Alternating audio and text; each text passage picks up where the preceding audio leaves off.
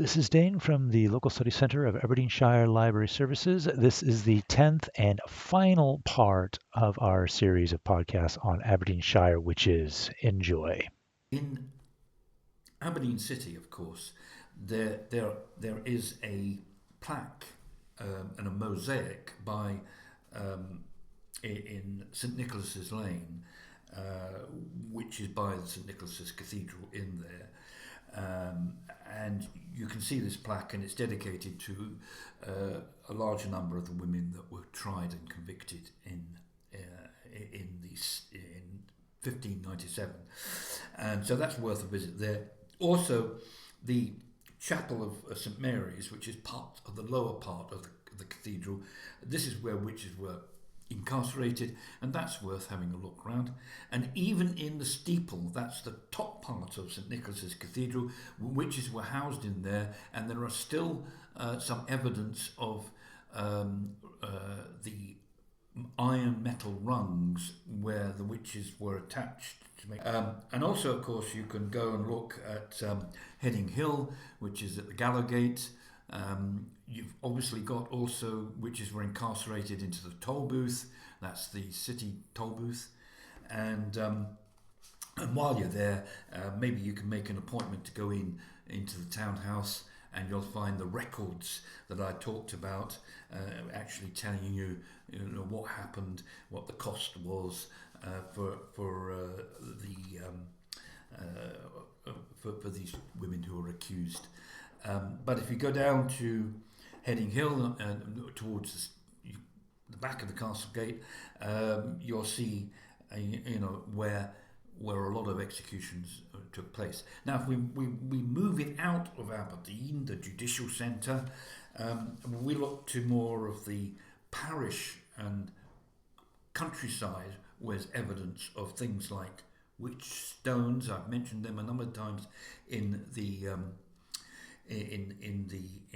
podcasts. Other things like devil's kettles. A kettle is an old word for a depression where water has set, and you'll find many of the local parishes that we talked about. All of those areas and that will have similar sort of things of witch stones, or places, mainly graveyards, where witches' covens would be had. These local sites of interest still exist today. The stones are still there, and the ducking places are still there. You can find them, for example, a devil kettle in Stonehaven or Potterton, or even in the Muir of Dinnet is the Burn of Vat.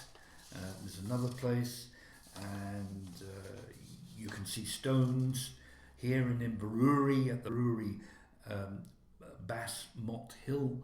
That is a place where executions and, as I say, gatherings or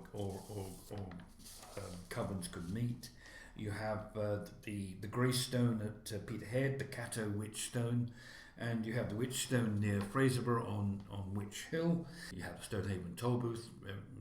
It's a famous museum there, and one of the oldest buildings, if not the oldest building in Stonehaven. And you have Gallow Hill in Stonehaven, which is in the Donota Woods, and the Witch Stains, which is a number of stones in Fettercairn on the hillside there.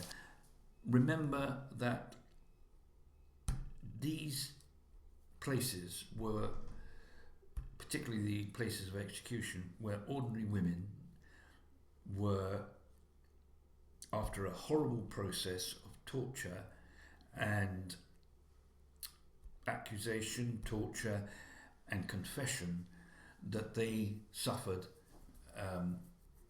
not a nice death, a strangulation, a burning, and so that really happened.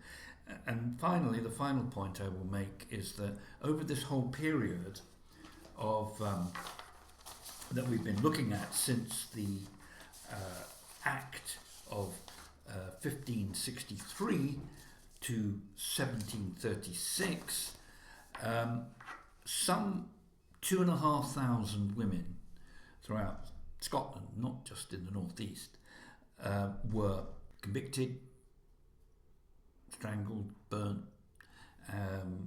and for a population at the time, latter part of the 16th century, early part of the 17th century, over on to the 18th century, population was quite sparse, so it was particularly significant.